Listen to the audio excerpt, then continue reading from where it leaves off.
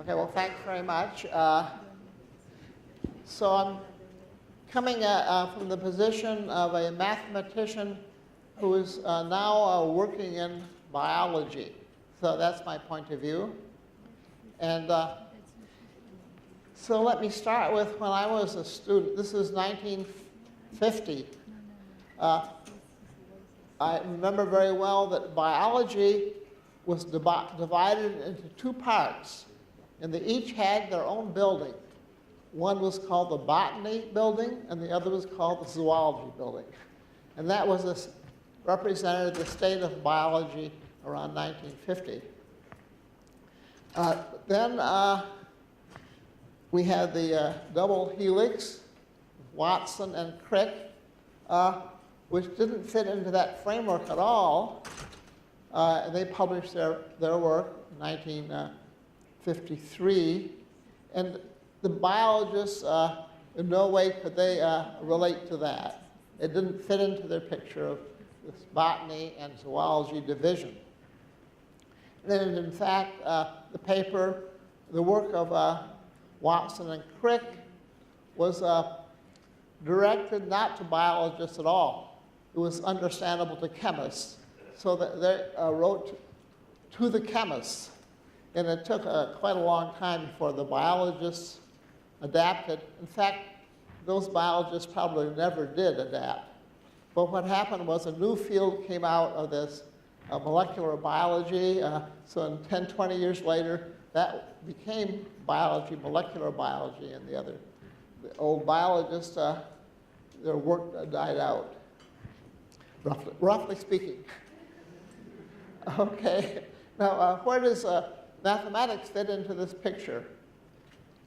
Well, at the end of this period, this 10, 20-year period, the new biologists came oftentimes with training in chemistry. So they were pretty sophisticated about chemistry, and they were the ones that developed this whole DNA theory.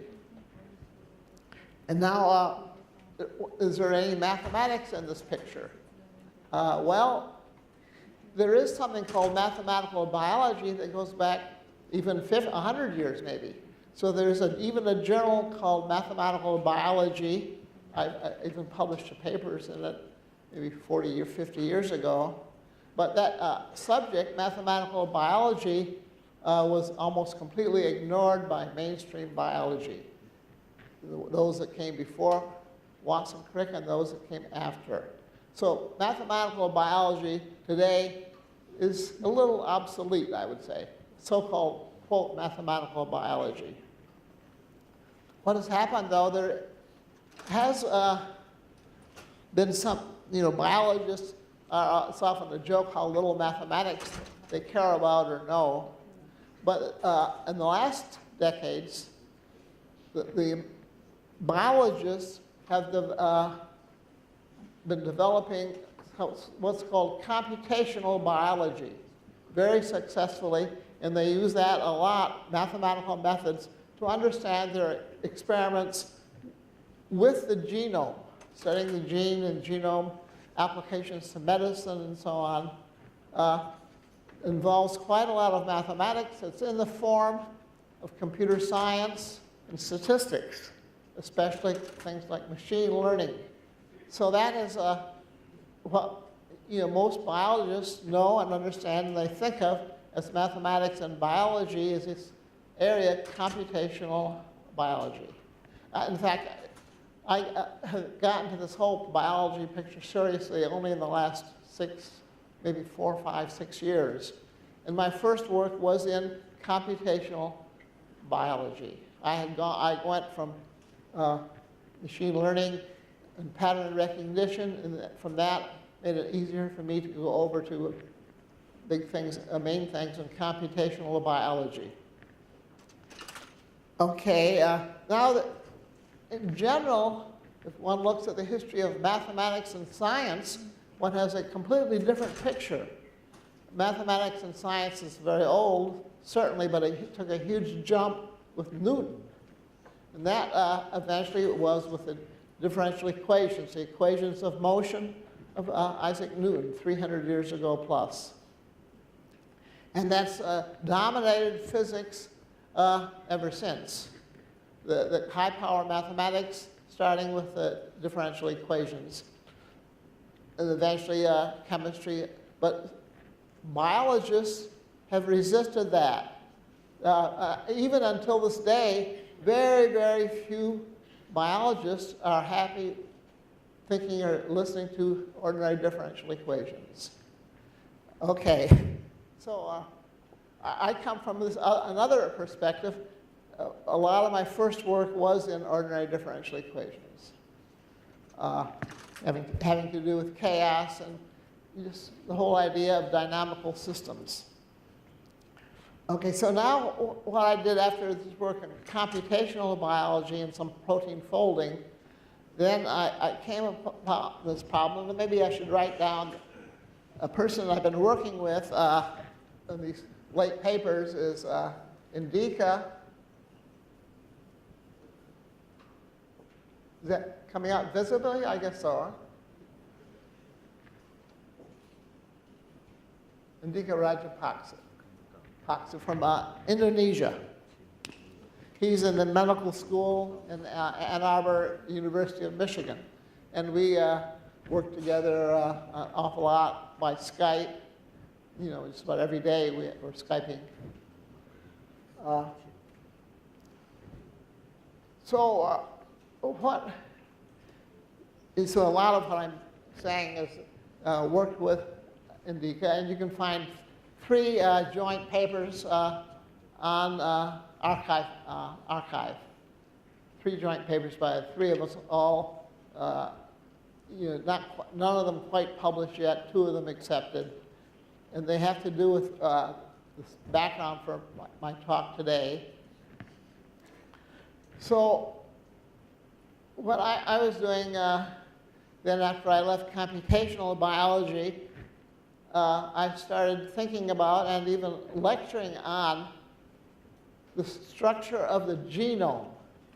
So biologists all are aware, just about everybody's aware, that there's something universal about the genes in the humans.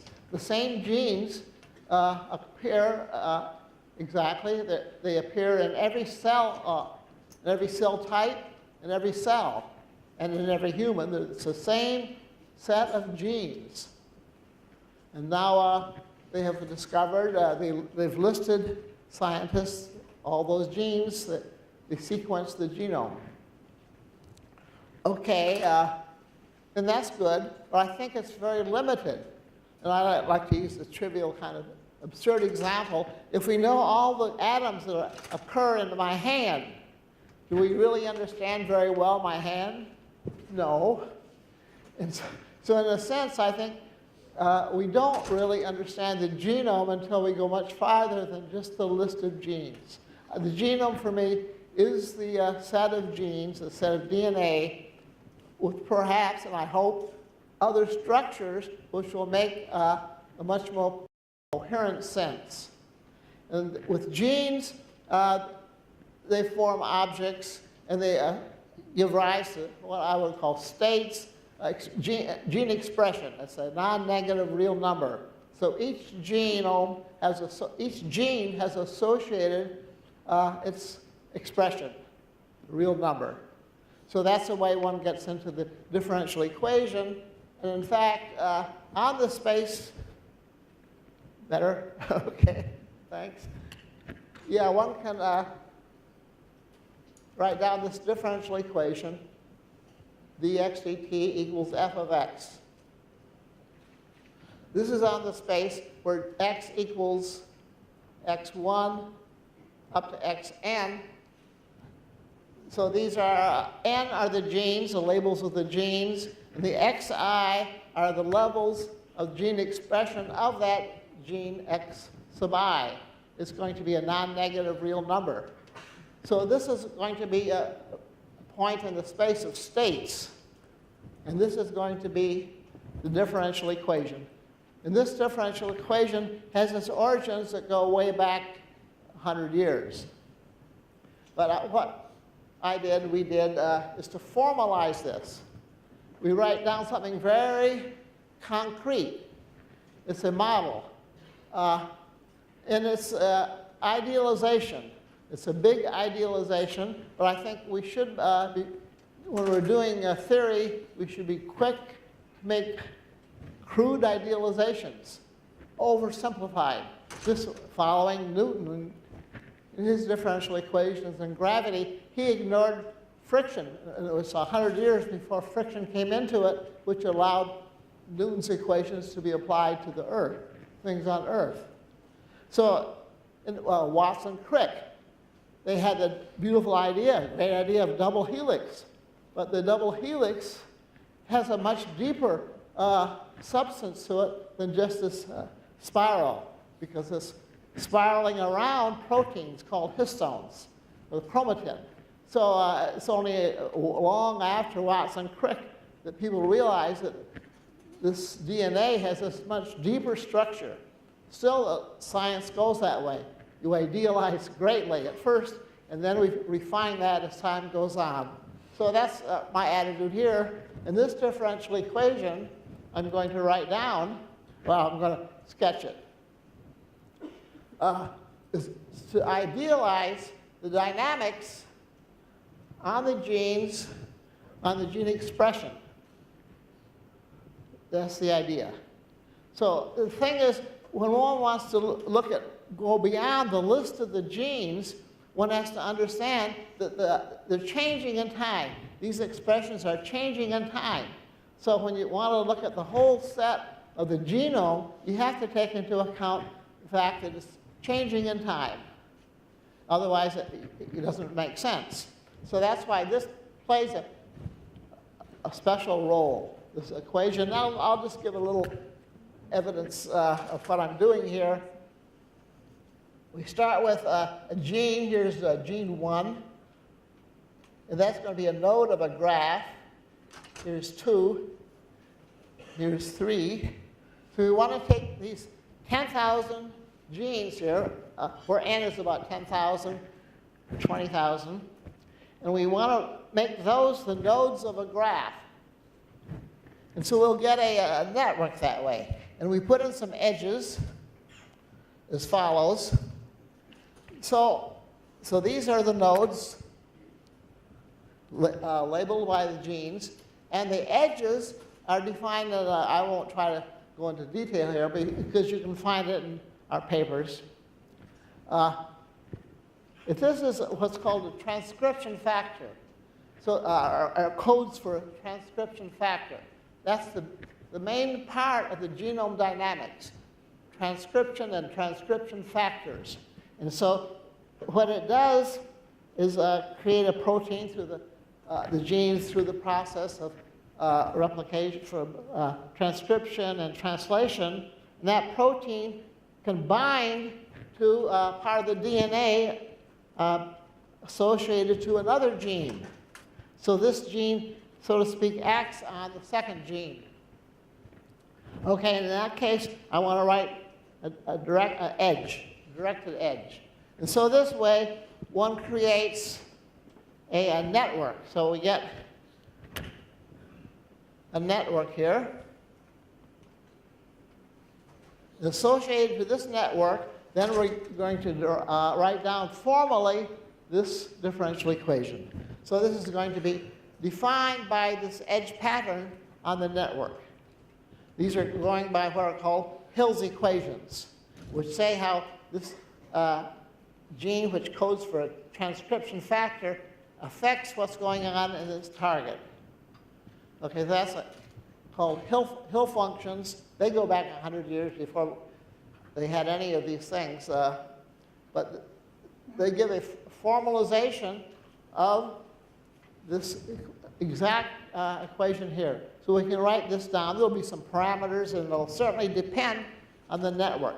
But given the network, that describes F. F is determined by our network. Of course, there are, as I say, 20,000 nodes, so it's pretty complicated.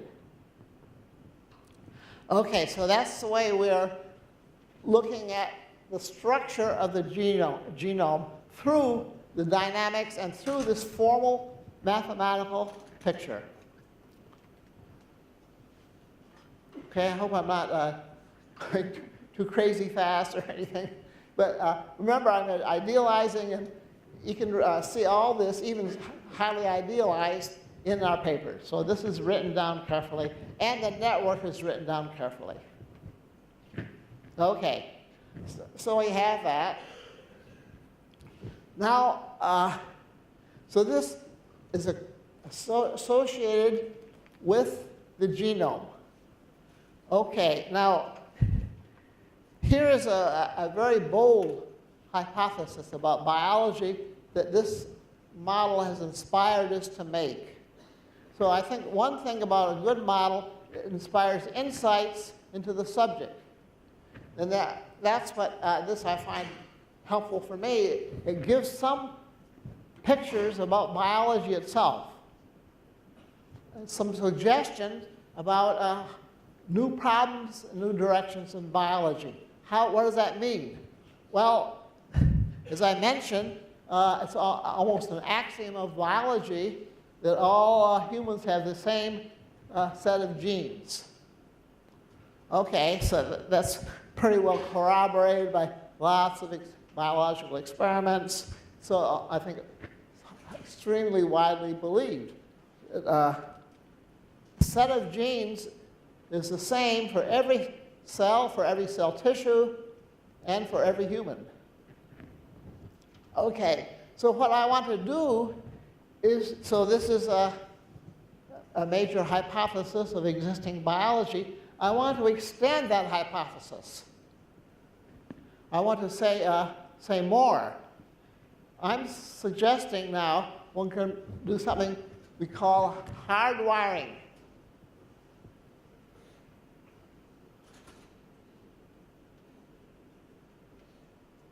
So this, I want to say the genome is hardwired. Hardwired coming from electrical circuits, networks, and so on. Hardwiring for us is going to be this graph and this dynamics here. We suggest, and this is it may be crazy, but I think there's quite a bit of evidence, and I'll talk about that too, that not only are the same genes the same in every human, but the hardwiring is the same in every cell, every human, every cell type. There's something universal about this. This hardwiring is the extension of this hypothesis of biology that the genes are the same, that the structure of the genome is the same also. So I think that's pretty interesting if it's true. And I'm sure it's an idealization, but I think there is a lot of truth in it. I think when I talk to experienced genomic biologists, they don't say, oh, that's wrong. They listen. And I think that means that a lot of the experimental work and the experimental work that we've read is somewhat supportive of this hardwiring hypothesis. Okay, so this is a little bit of what I think about what mathematics on maybe a little different level can be used in science, not just with data and so on. We're using data to get this picture, but we're not, we don't have a lab. At least we don't have a lab exactly. Indica has a lab. But this comes out of mostly just studying the literature in biology, which is based on a huge amount of data. Existing biology's got a vast amount of data, and so that's put together somewhat by the biologists, and that's exactly what is suggesting this hypothesis of hardwiring. So this comes from data, comes from experiments, this hypothesis that the genome is hardwired.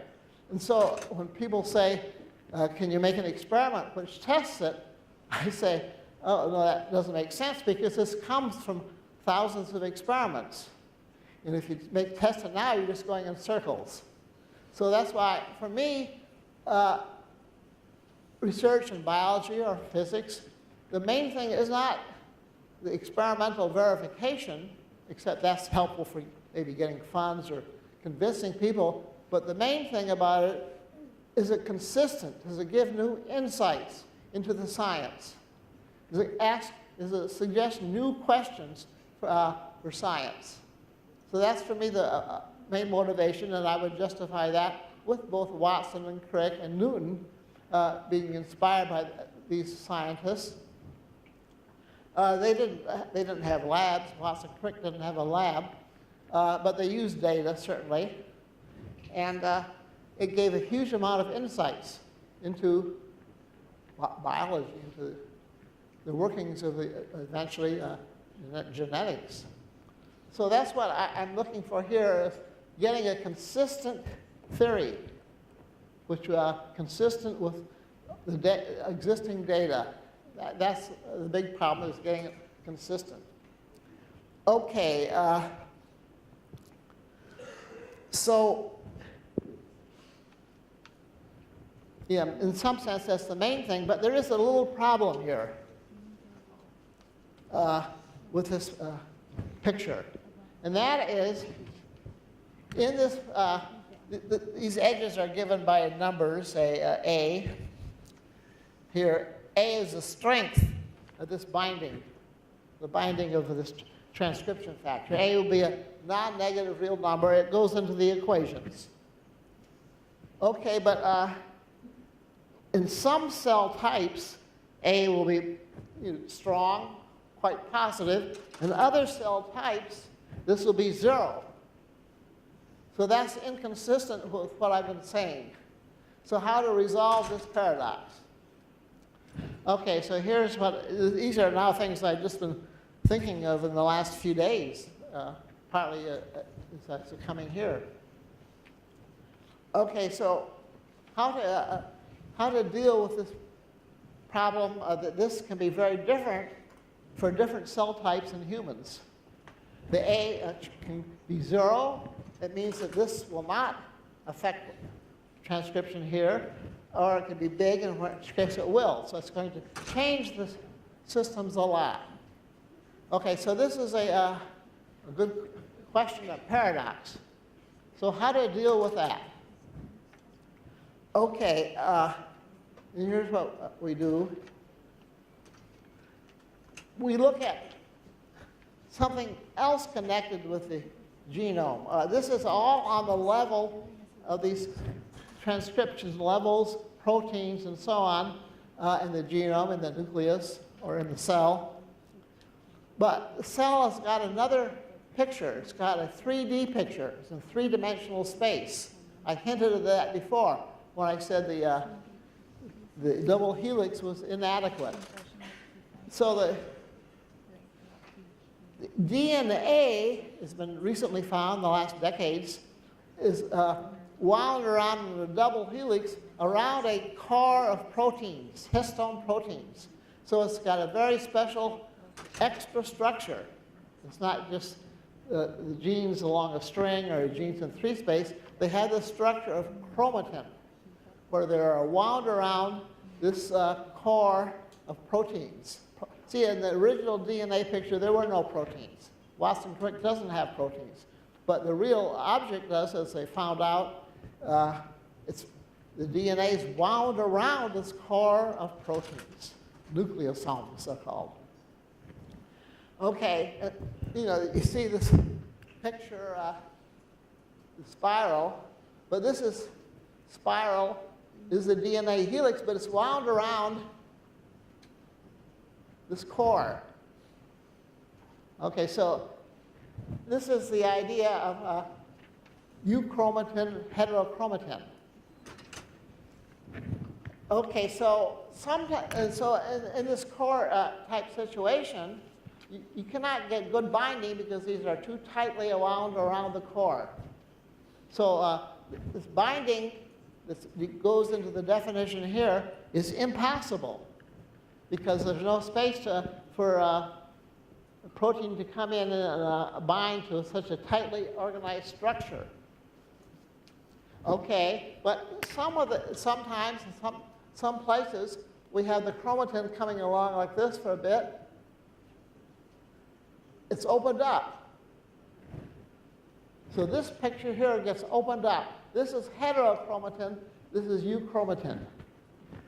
And in this picture of euchromatin, then there is plenty of room to bind. Okay.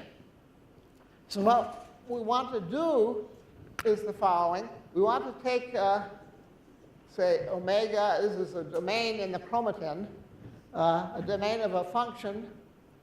So we want to define what we call the positive numbers, chromatin binding function. So this is a domain in the chromatin appropriate for this picture. And this is going to say, this chromatin binding function we introduced is going to say how open it is. And this function on the chromatin is not an invariant of the cell type. It's going to be changing with the cell types. So what we're suggesting is that this becomes a main object itself. And now this can change while this hardwiring is the same. So what effectively does, if we pass from this tightly wound to this less wound, that means this function is going from 0 here to positive on this figure here. So that's going to, in the first state here, is going to make the A 0 when we're looking at the function at this gene. So what we say now is that this picture is right, hardwiring is universal, and this function on the opening of the chromatin to allow the binding, that's going to depend on the cell type. In some cell types, this is going to be always this way at some genes. That's going to force this to be 0.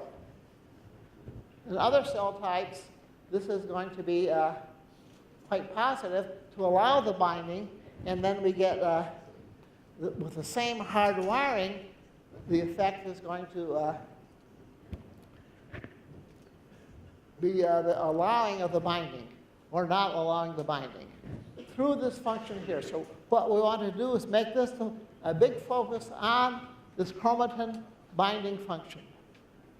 We say that that's going to be, suggests that that's going to be crucial and together with a hardwiring hypothesis for understanding the genome. Okay, and now what about the literature? I mean, all this is motivated by a huge amount of study of papers on the chromatin and all these pictures too.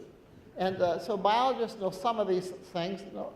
What they do is they don't have any mathematical setting for what I've just described. But they know they talk about transcription levels and so on.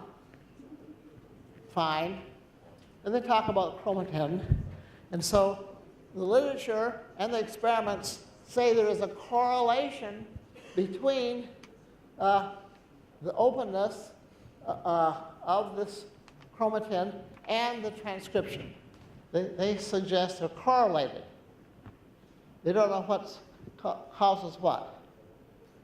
But what we did, what I found was some papers in the area of diabetic medicine.